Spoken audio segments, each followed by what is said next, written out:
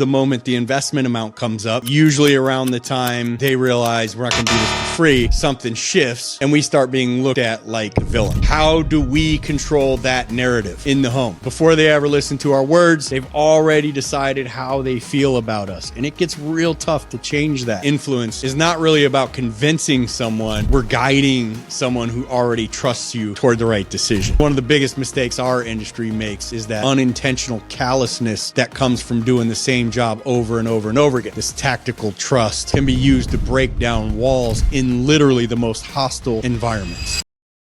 Hey, welcome to another episode of the Waste No Day podcast. Your host, Nate and Brian, hanging out with you again. Looking forward to a great episode. This time we're going to be talking about tactical trust and influence.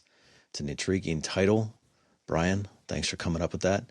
Looking forward to it. It's going to be a little bit of a summary of some previous episodes. We're going to bring it forward to today, and we are going to re-examine some things that maybe you're not doing anymore, or maybe you never have been to begin with. It's going to be a good and interesting show. We're looking forward to it.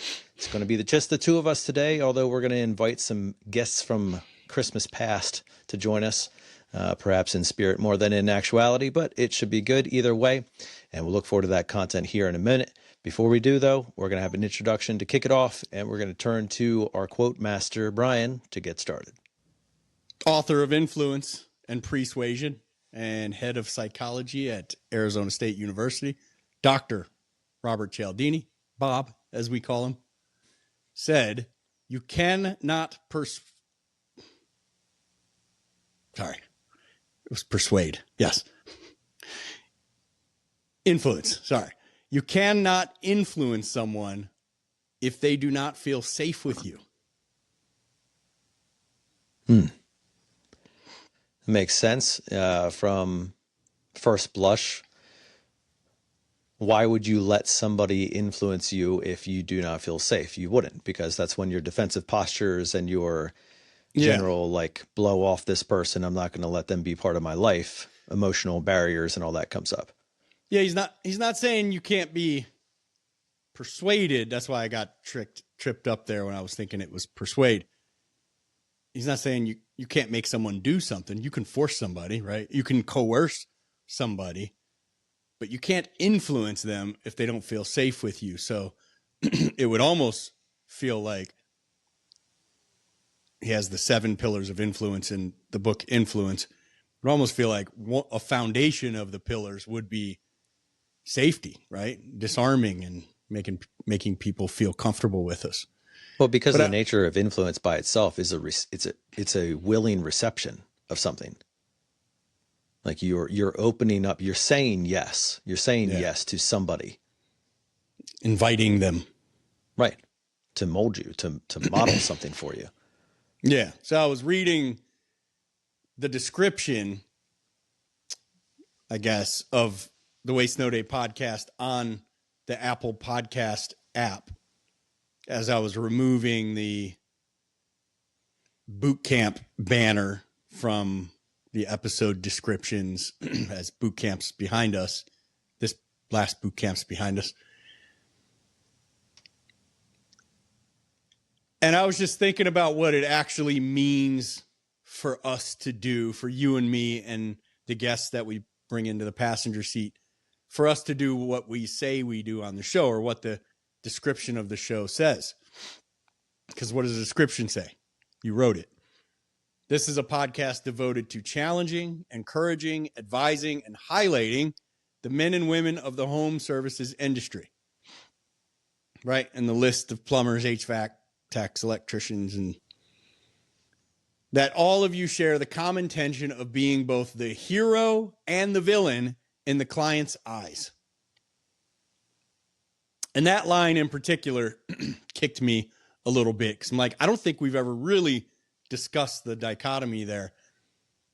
And it's not just a clever description, although it is a clever description, because I know you wrote that long before we had ChatGPT, the assistance of AI. That does predate that, yes. But we walk in as the hero oftentimes because something's broken that they really need right now, and we get there to fix it. And then somewhere along the way,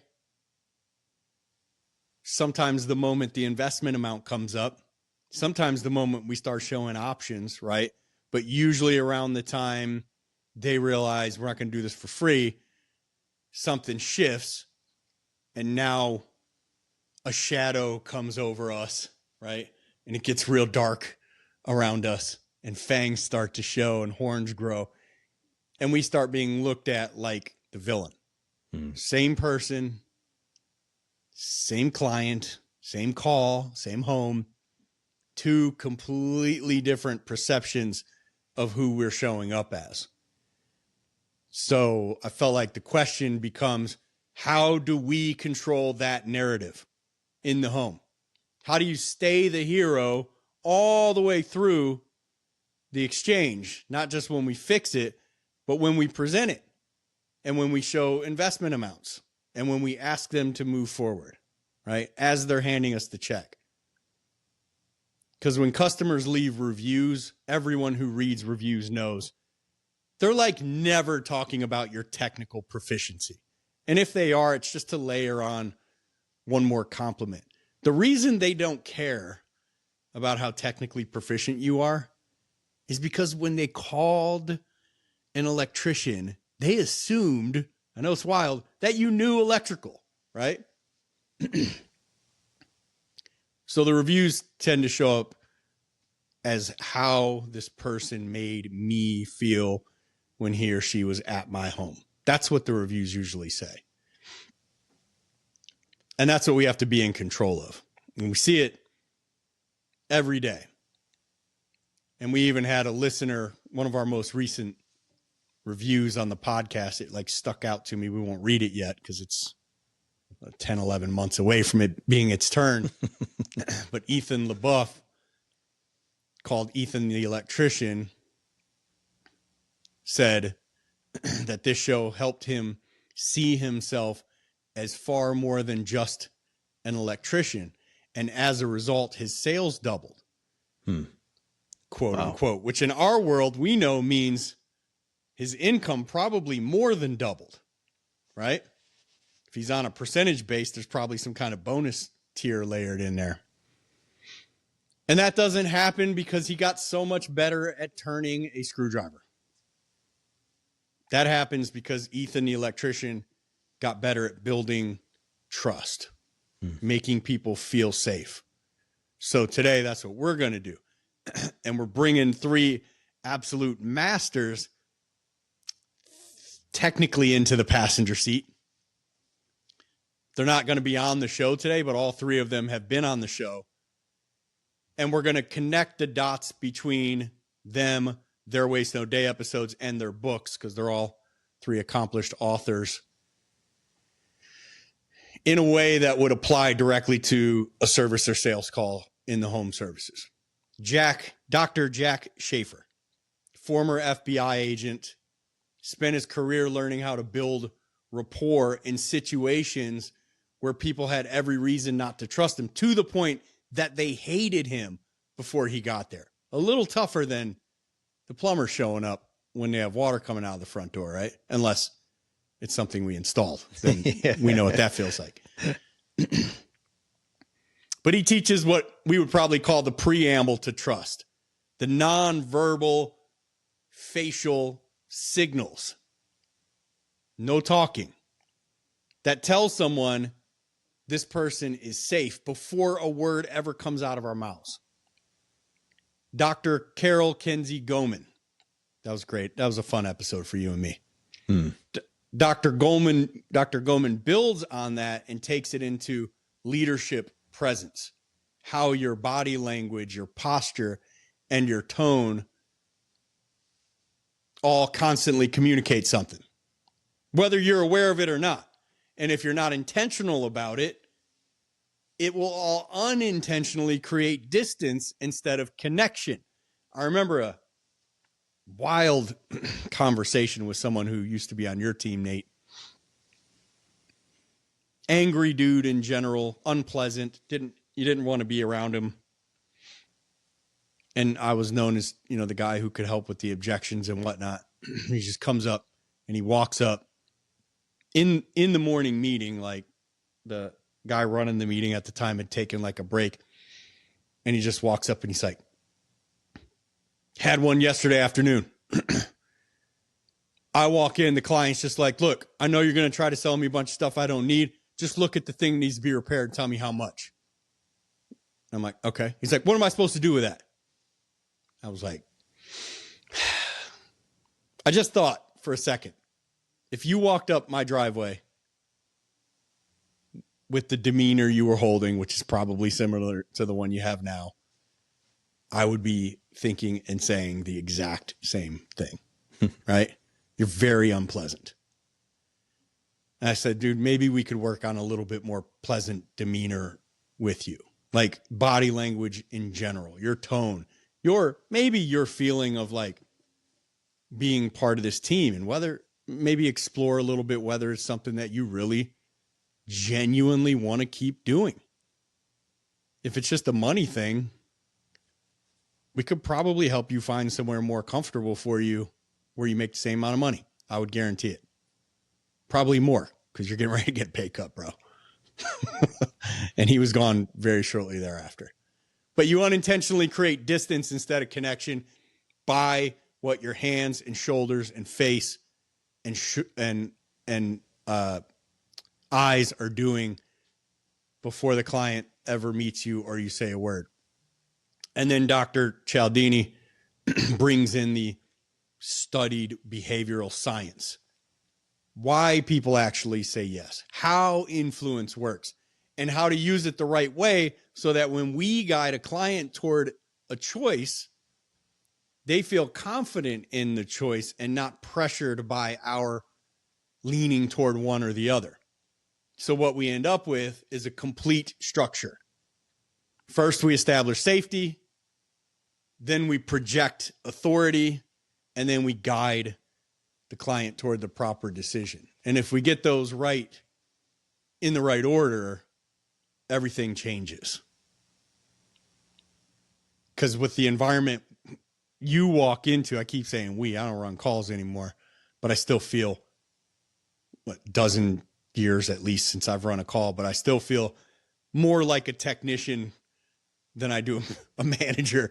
Like 99% of every day, I think of myself as a tech. I picture myself running calls. Yeah, I still kind of feel like that's what I do for a living. But you're entering someone's home, usually on one of their worst days, right? Something's broken. Money's about to be spent. Or, and this one sucks, their routine is being disrupted.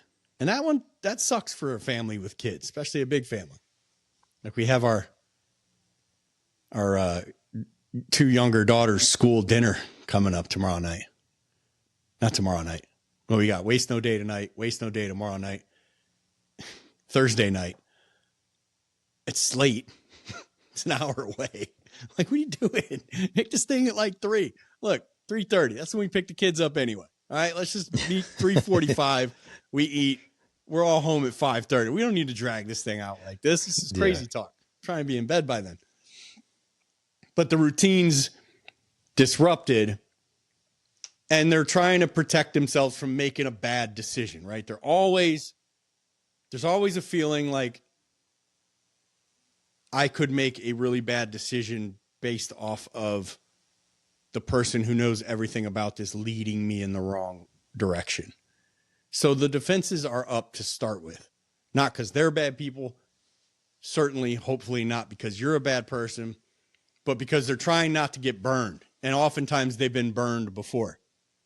And most technicians start off by taking that feeling personally, like my man did in that story. They feel the resistance, and we either pull back and get shy, or we get defensive, which is 1,000 times worse because their defenses go up 10 times harder. Or they just rush in to get it over with, and they come with all these perfect objections of all these excuses the client gave of why they can't do business today. But at the bottom line was just like, I don't trust you. I'm not doing business with you. You haven't earned that. So I'm giving you every excuse I can think of except to say, I don't trust you. But that's the reality. And oftentimes it's just subconscious. So they can't even voice it. It's something in me. It's making me feel like I don't want to do business with you. But what former FBI agent Dr. Jack Schaefer teaches is you don't pull away from that tension. You drive into it. We let them vent. We know this, right? This is the same FBI hostage negotiation training we've read about in Never Split the Difference when Chris Voss was on the show 2 times. But we let them vent. We acknowledge this stuff. Label it, as Chris Voss says.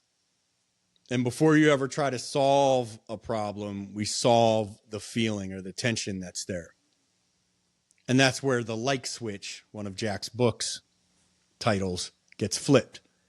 And it happens that fast. Not necessarily through what we say, but what we signal. The way we stand, the way that we look at them, the way we carry ourselves, the way we don't react to anything they throw at us. Because before they ever listen to our words, they've already decided how they feel about us. And it gets real tough to change that in the moment. And if we miss that, we spend the rest of the call trying to recover from it without ever even knowing what happened.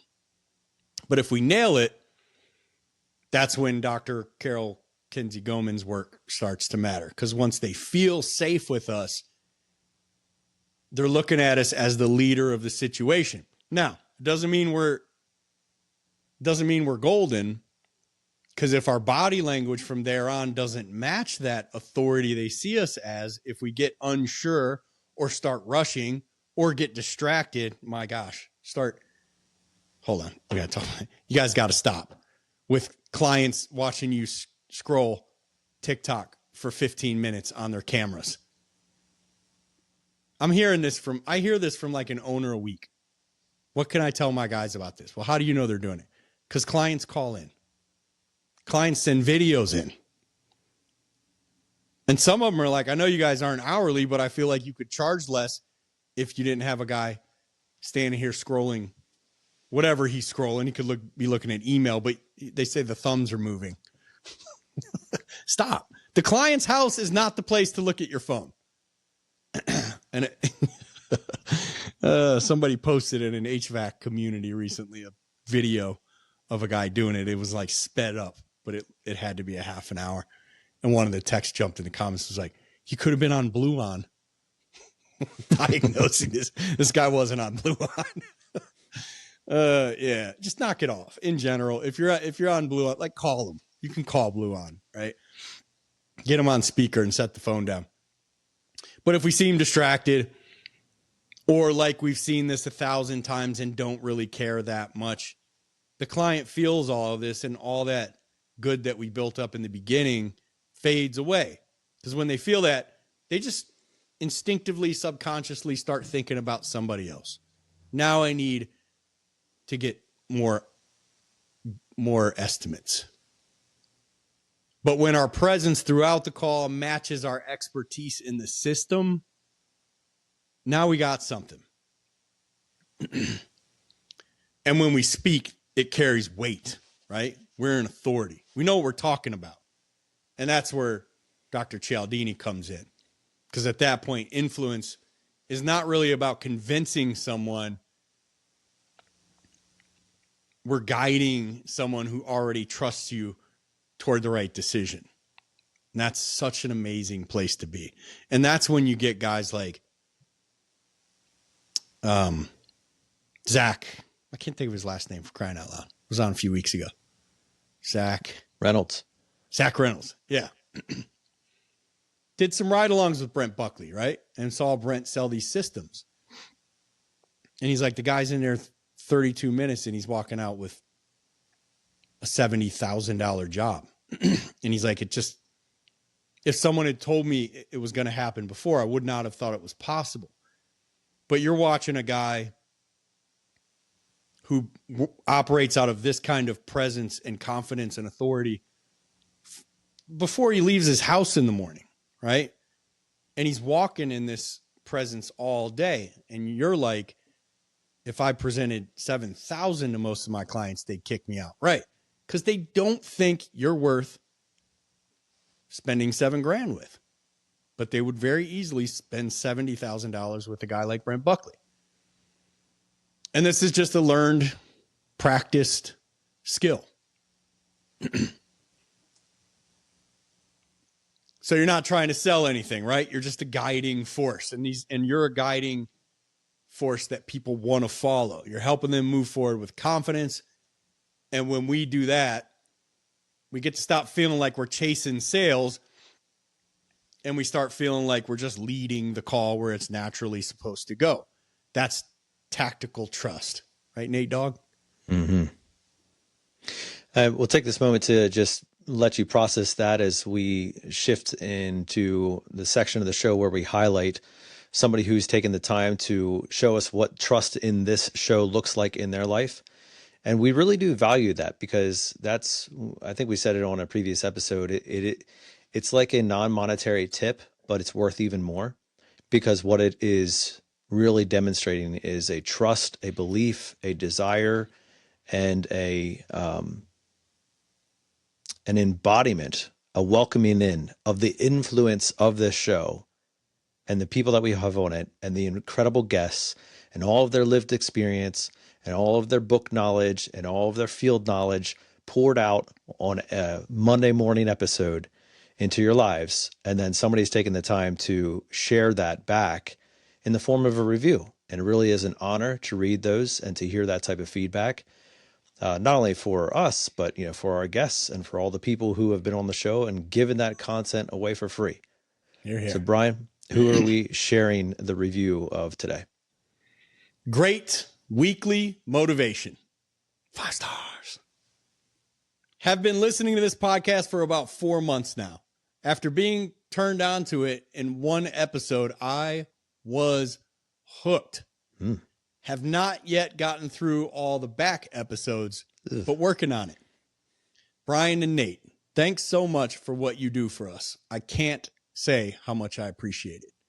T. Lindvall. I want to know what the episode was. You can't just say I got hooked on one episode and then not drop that in. Come on, it would T. be nice, right? Because like when we tell someone about the show from now, I'm gonna be like, listen to this one. Versus like whatever random one happens to be on this week, and we don't really know if it landed well or not. Like, yeah, I mean, we get some feedback, but who knows? Yeah.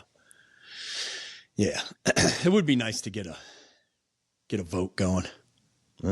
What's the most impactful episode? I guess we have a vote by the most downloads. Yeah. You want to rattle through them? Do you remember what they are? Well, I know what the top 1 and 2 are. Yeah, but we'll say like the top 5. I consider those 1. I don't have them in order. I believe Chris Voss is 1. That's number 2. Okay. 7 Deadly Objections. Episode 100, Chris Voss, his first episode, is the second most downloaded show we've ever done. Number 1 is the 7 Deadly Objections with just Nate Minnich and Brian Burton. And what was the guest? Mr. Grumbleton, you called him? Yeah, I forgot about that. Yeah. That was the first time we used ChatGPT to help us with an episode, wasn't it? Yes. Yeah. Mr. Grumbleton. And you shouted him out for helping. So, yeah. And then number 3 was Brent Buckley. Yep. His first episode. And then number 4. It's a mystery.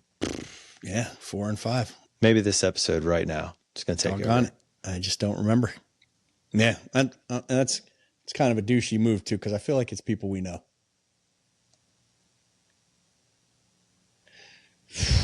Yeah, no, nothing. Not off the top of my head. You so know what many really guests. sucks is I made a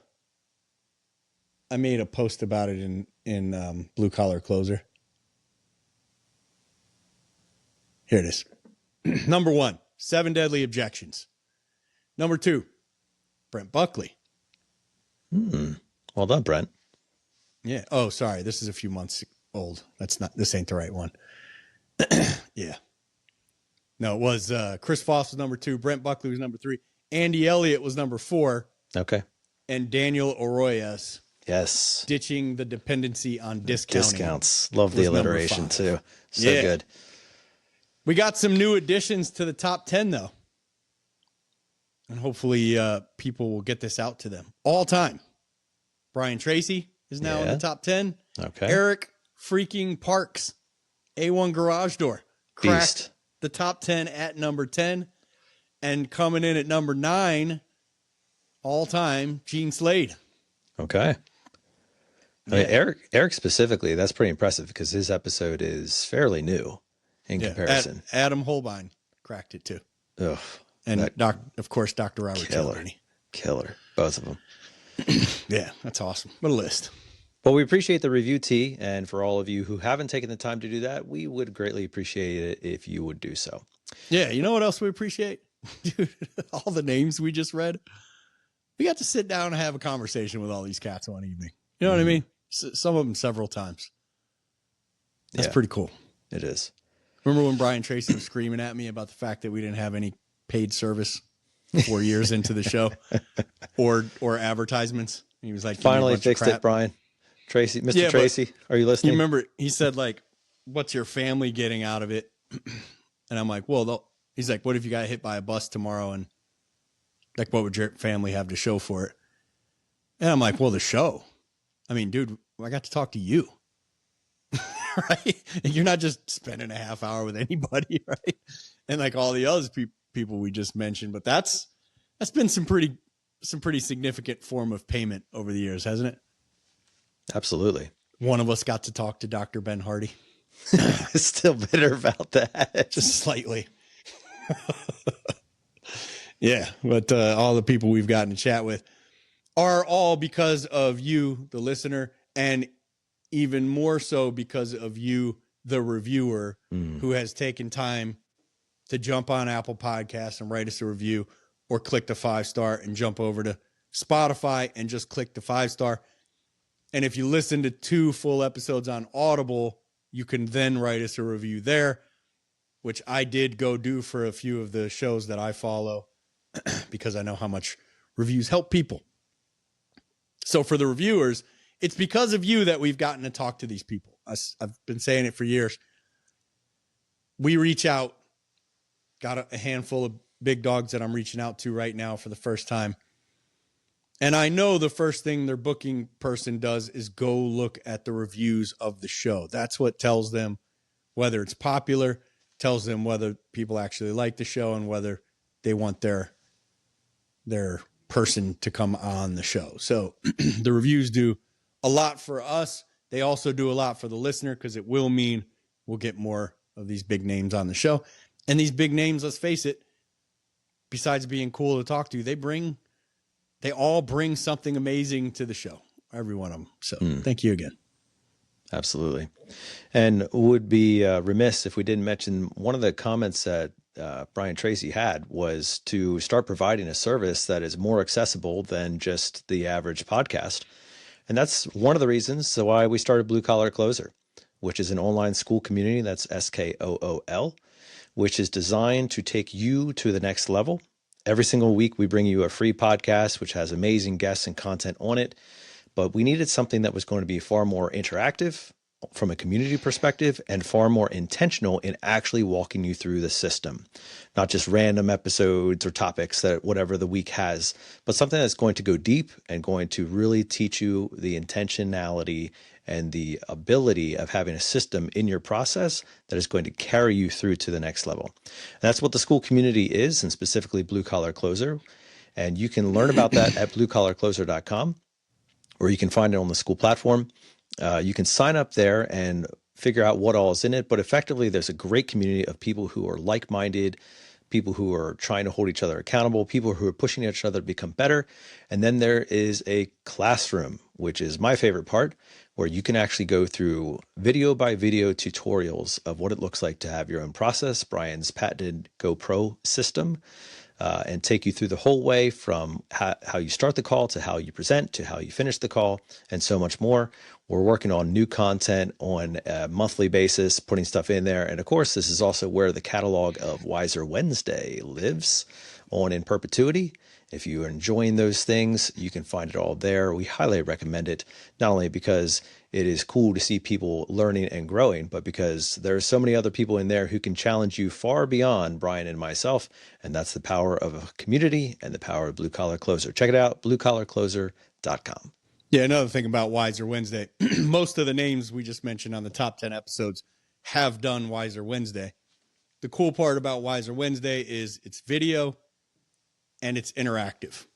So there are people on Wiser Wednesday asking and texting questions in live and getting them answered by many of the names you just heard. So Wiser Wednesday is a special thing. Everyone has access to it. Just get a hold of us and we'll get you added to the weekly call. But the vault inside Blue Collar Closer houses nearly 100 Wiser Wednesday episodes with the biggest names in the home services and out of the home services. And you get to watch them answer questions live, questions that we all have, right? That Nate and I don't think of when we're on the podcast trying to make ourselves sound cool. Well, shifting gears from that, Brian, and back into the topic at hand. There's a game, and it has a few years on it by now, but it's called Mastermind. And it's a very simple game, probably geared towards children, but adults can play it too.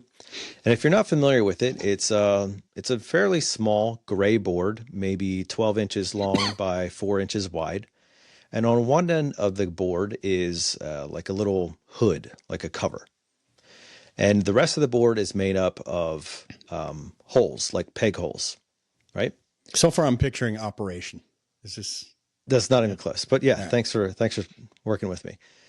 So on the end where the hood is, the person who is that side of the board, I should say, they get to put in sequence. I think it's maybe five pegs, 5 different color pegs, right? And then the person that they are playing against has all of the colors, 50 of each color. And they go through these rows. And the first row, what they're trying to do is they're trying to guess accurately, not just the colors, but also the order where the colors are in the pegs, in the rows. And so it's this process of working, back towards yourself. And if you get to the end of the board, you lose. And if you guess it, you win. And so you might, like if Brian was the guy who was on the hood side of the game, he might put in red, green, yellow, blue, white. And so I'm going to guess, okay, blue, white, green, blue, blue. And then Brian there's another part of the board where you can show like how many you got right, but you don't know which ones you got right. And so he would show, okay, you got one right. And so now I have to go another row back and I have to guess again, making an assumption about which one I got right while not knowing. And then Brian's going to tell me how many I got right that time. And through the course of elimination and some mastermind, you can eventually hopefully guess the accurate not only sequence but colors that Brian has chosen to hide behind that side of the board. The reason I bring this up is because what we're talking about today is effectively sequence. The 3 guests and their respective fields of study and expertise fit together because trust is a sequence. You can't use Cialdini's persuasion if the homeowner has already pursed their lips in a negative opinion because you missed Schaefer's friend signals.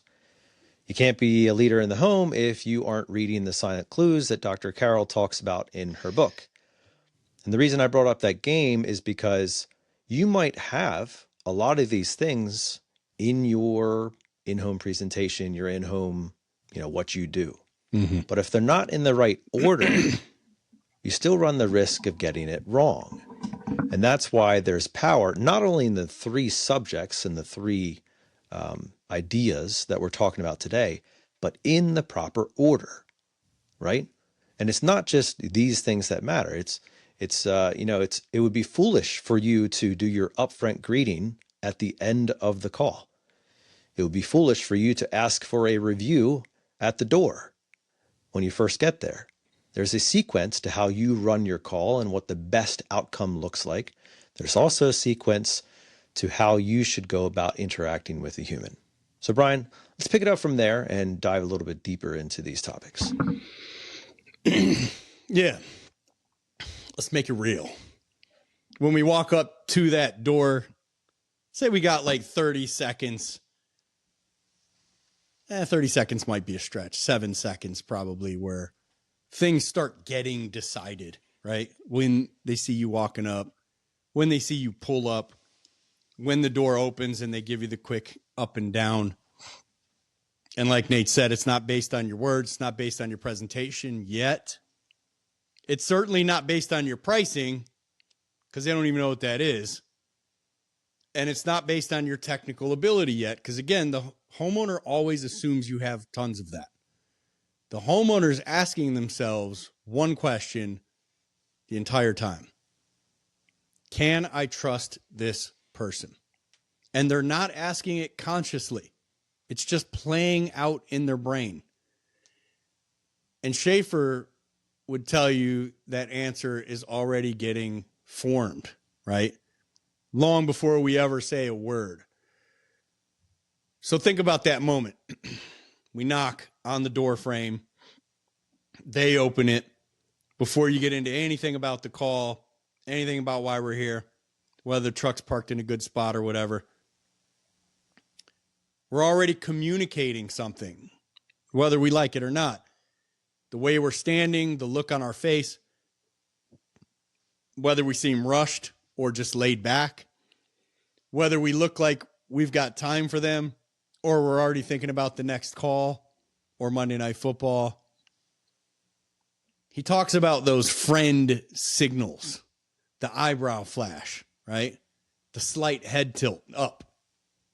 The real smile that David J.P. Phillips talked about on here, that Duquesne smile that Dr. Jack Schaefer talks about, the crow's feet, the one that leaves little indentations on the outside of your eye.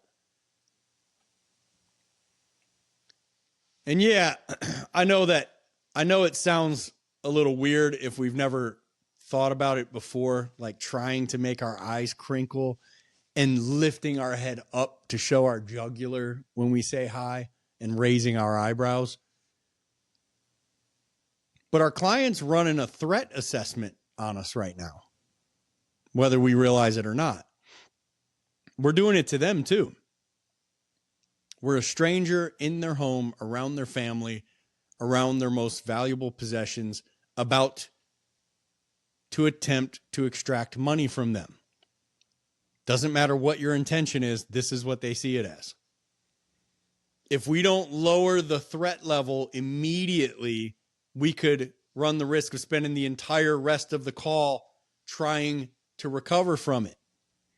And the end's way too late. So the first move has nothing to do with tools, nothing to do with pricing. It just makes them feel like we're safe to have a conversation with. And by have a conversation, I mean to be open and honest with us. So we have to disarm them. And once that starts to happen, this is where, as we started on, a lot of guys lose it without realizing it because we can relax too much. Mm. And I don't mean be too comfortable, but get real casual and maybe a little sloppy with how we carry ourselves. And this is where Carol Kinsey-Goman kicks in and her work becomes critical because now the homeowner isn't asking if you're a threat anymore. They're not the slightest bit threatened by you. They're asking if you're for real. They don't even respect you. They're losing respect for you. Now they're asking if I'm even the person who can actually solve their problem. And our body language will answer that long before our words do. Are we steady? Are we calm? Are we certain? Are we shifty? Do we start talking too fast and looking all over the place and unsure when we explain things? Are we remembering things or are we making things up? Are we making eye contact when we walk them through what's going on? I don't mean that creepo stare directly into the center of their eye while you say every word, but there's an art to that where we explain, maybe look down at our hands while we're talking, but would come back periodically and meet directly in their eye when it's important. Or do we look away when it matters the most? Do we look like this matters a lot to us? Or we've seen it 1,000 times and they're just another stop along our route to get home this evening. Mm. Because one of the biggest mistakes our industry makes is that unintentional callousness that comes from doing the same job over and over and over again. You want to hear an example of this? Go into a big plumbing, HVAC, electrical Facebook group and say, what do you guys say when the client says, I know I can get that done for a lot less money? And watch all the guys you don't want on your team immediately comment, works for me, I got more calls to run. Losers. They took that personally. Like, how fragile and shallow and weak of a human being are you? Where a comment like that wrecks your opportunity to do business and build a relationship with this person. We're like 5. This is all we are emotionally. Like, that's all it takes to move us on to the next one. I made this client feel like I'm not worth the amount of money I quoted. And I'm going to take it out on them. That's what you're telling me. Not me, not my team, not in Blue Collar Closer. But you've seen 100 water heaters this month. They've seen one ever, and it's their home. If your presence says this isn't a big deal to you, they might feel like their problem isn't being taken seriously. Now, the fix isn't a big deal, right? I can do this in my sleep. But I'm very sorry you have to deal with this, and I take it very seriously, right? We're conveying that. And the second they feel that they're not being taken seriously, this disconnection starts, and the need for other quotes starts. And once that happens, trust starts collapsing, and most of the time we don't even realize it. So now we've got those first 2 pieces working together. You made them feel comfortable enough to talk to you, and you showed them you're someone who can actually handle the situation, right? 2 down. Now and only now does what Dr. Cialdini teaches start to matter the most, because influence doesn't work if they don't trust you. It just feels like someone turning the screws. But when those first 2 are in place, now it feels like guidance by someone I want to be led by in this situation. So when you start walking through what's going on, you're not trying to convince them. You're just showing them. Explaining what you as a professional are seeing and what happens if it's left alone and what their actual options look like. You're speaking with certainty, not arrogance. Just the kind of confidence that comes from knowing you've seen this before and you know exactly where it can lead. And we're trying to tie it back to things they've told us along the way.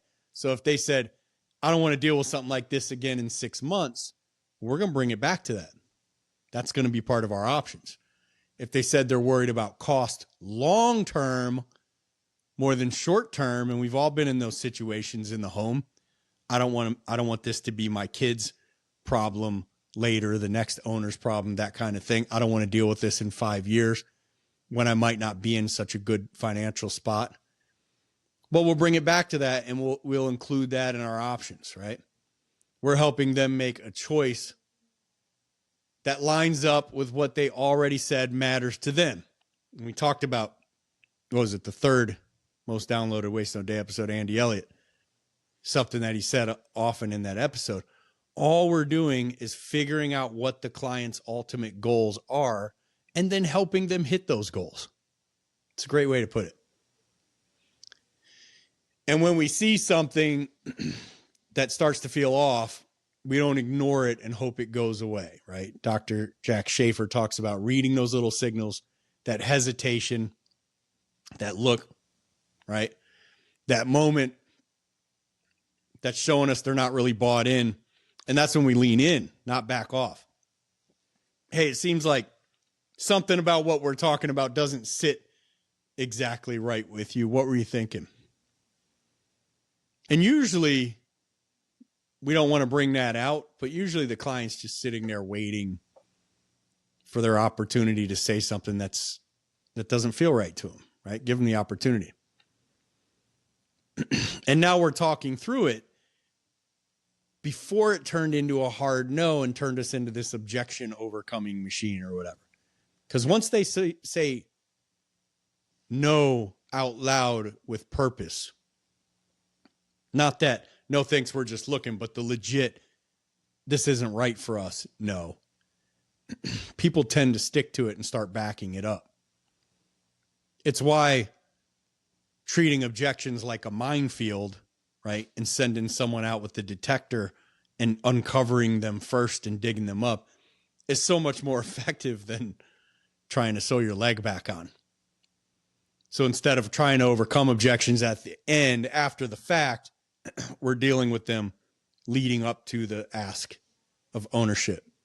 And we run the call like that, the whole thing feels, well, it just feels like a different experience, even for us. We're not trying to win them over halfway through. We're not digging ourselves out of a hole.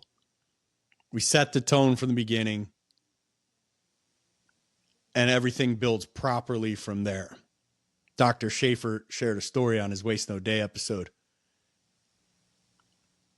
about how he was instrumental in taking down a gang of skinheads in Lancaster, California. And this gang of skinheads was responsible for like beatings and murders. And even though he was a counterintelligence agent who knew nothing about white supremacy skinhead groups, he decided to go right to them to figure out what was happening. He approached them directly by knocking on their door in uniform, like a suit, FBI badge, wingtips, sunglasses, and told the gangbangers that he wanted them to teach him about their beliefs. As he understood, they were proud and felt like they were superior to other races, and he got to know their families and their backgrounds and their situations. And he developed a level of deep rapport by visiting them daily at their homes just to chit-chat about their personal lives. Eventually becoming what some of them called a father figure to the young men. And the relationship became so effective that gang members started confessing immediately after they committed their crimes because they had become so comfortable with them.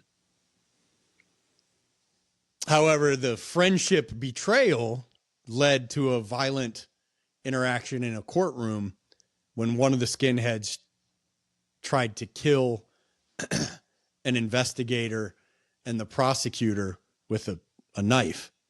And Jack later asked the guy why he wanted to kill them all. And the man said, I wasn't angry about being sent to jail. Like, that was simply Jack doing Jack's job, right? But he was furious because he felt like Jack had betrayed the trust and rapport that they had developed. And this story serves as a powerful example of how this tactical trust can be used to break down walls in literally the most hostile environments. I can't imagine a more hostile environment than a Fed running up on a gang, like a violent gang, right? And Dr. Schaefer gets you in the door the right way. Dr. Goman keeps you credible while you're there. And then Dr. Cialdini helps you move the call forward in a way that actually feels right to the homeowner.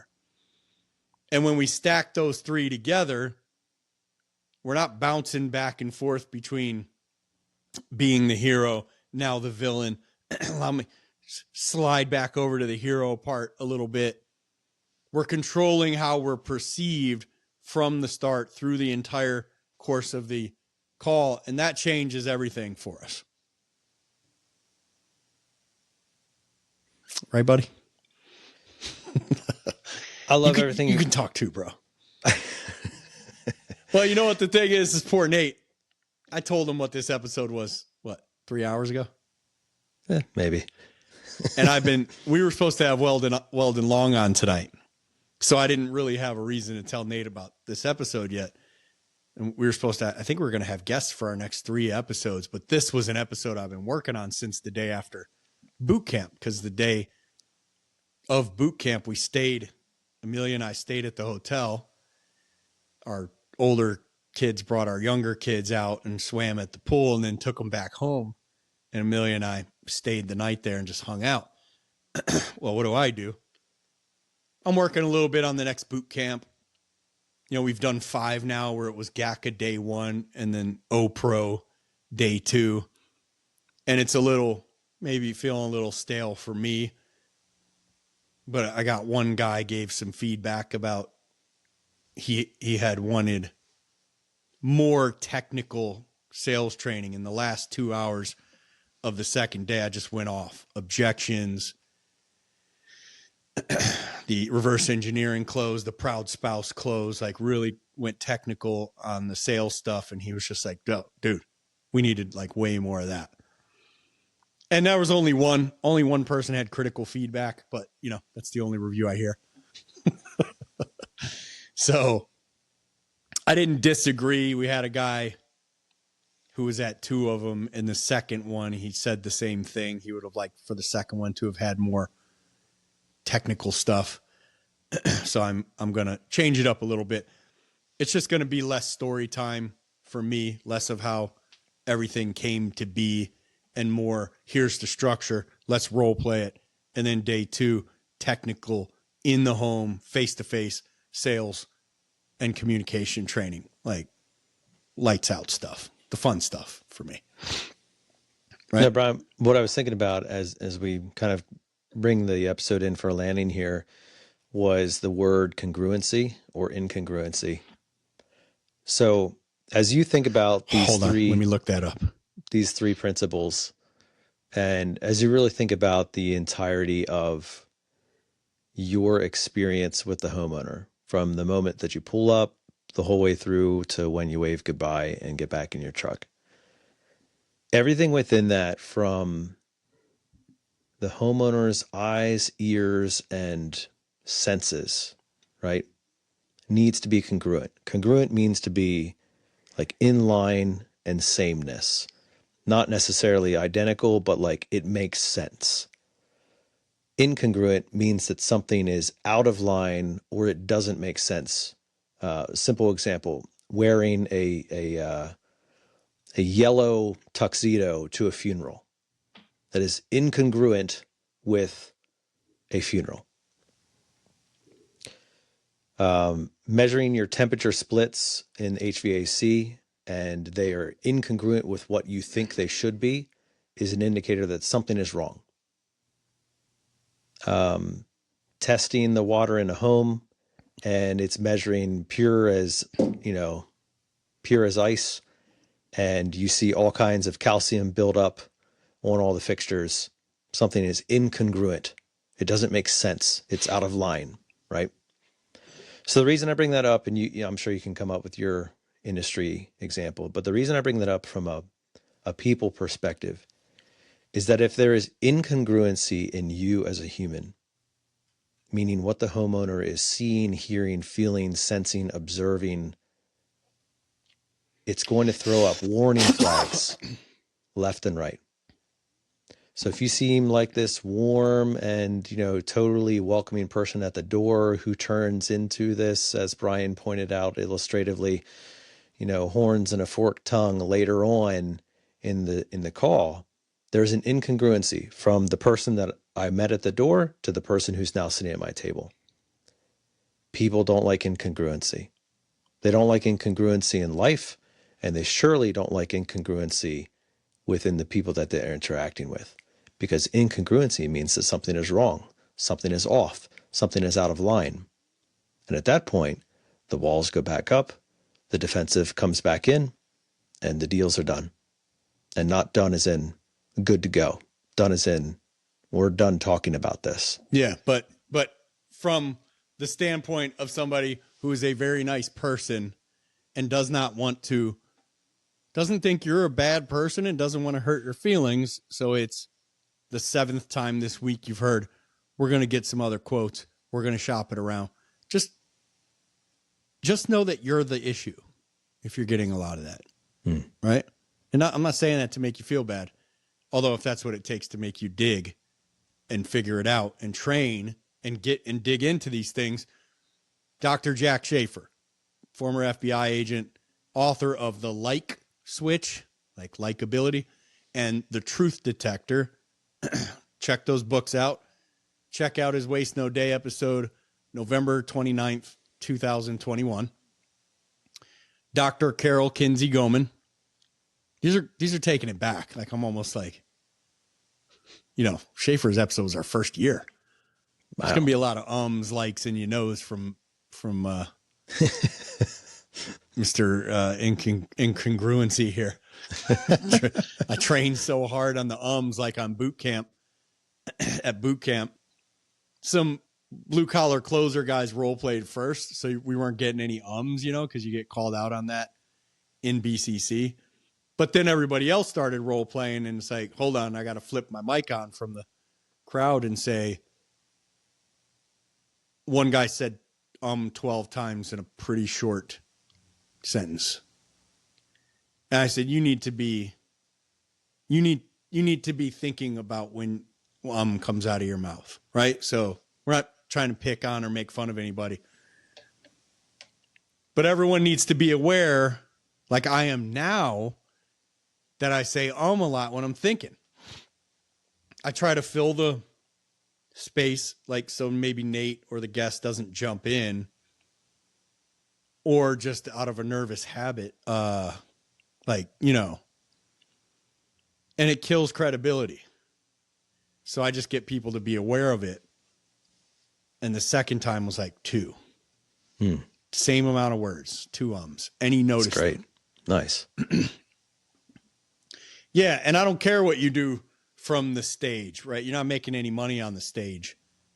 But I care that you take the habit home with you or not. Because you're going to make money or not based on how credible you are to that homeowner.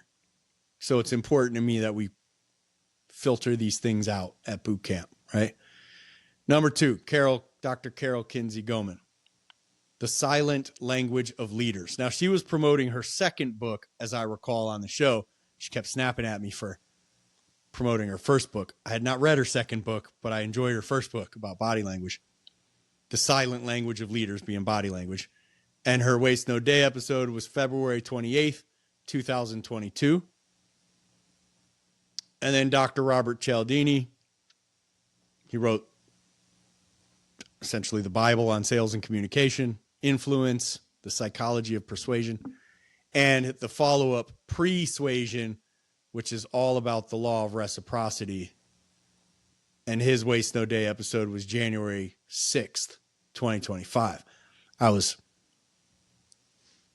just like talking so much about him and influence at boot camp that after boot camp, I texted him. And when I text these guys, where I'm like, of course they know me. I'm the Waste No Day guy, but I'm like, there's no way he remembers me, right? When I text them, Chris Voss or him or whatever, I'll always put at the end, Brian Burton, Waste No Day podcast, just so maybe they'll remember who I am. But I said, hey man, I've been talking a lot recently about the experience that I had with you at breakfast and how big of a deal your book has been for me over the years. And even now, again, as I'm training my team and other people, and I use it often and I give you credit for it. And, I don't know if I'll ever see you again, but I just, again, wanted to say thank you for everything you've done for communication and sales and persuasion and me personally and everyone that I influence now, pardon the pun. You've done a lot for us, and I just really appreciate you. and that he got right back to me. He's like, you know what? That makes me feel great. I was like, good. Because he wrote that book 45 years ago or something. Yeah. And it still makes him feel great, which tells me 35, 40 years from now, somebody listens to Waste No Day and gets something out of it and gets a hold of us. We'll go, still feels great. Yeah, sure does. Good to know. Yeah, good to know. Well, this episode has been great, Brian, as we dug back into some really valuable content of the past. These are great guests. Thank you for bringing up. I really appreciate the fact that you came prepared with all the episodes. I'm usually scrambling on my phone for that, but man, you just knocked that out of the park, Bam, bam. Yeah, I've been So today is Tuesday. Boot camp was Thursday and Friday. I somehow started putting this together in my head because I was talking about some of it from the stage. And then when I got to bed, I just started diddling with the notepad and and then really Saturday, as I'm just hanging out in the room, eating food service breakfast, I was just hammering away at the notepad, just crushing the notepad. I wanted to listen to all 3 episodes again and come with more, but I just, I want to say I didn't have time. I didn't make time. So didn't get her done, but I remembered enough about all of them that we could put them together pretty nicely. And I think it would be a really good move for anyone who heard this to run through those episodes in order. Jack Schaefer, November 29th, 2021. Dr. Carol Kinsey-Goman, February 28th, 2022.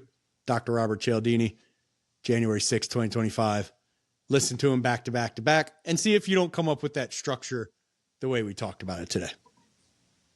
I think it's a great place to leave it, Brian, and important about that sequence. And of course, translating that sequence then from the episodes in your ears to your mouth and your presentation in the home.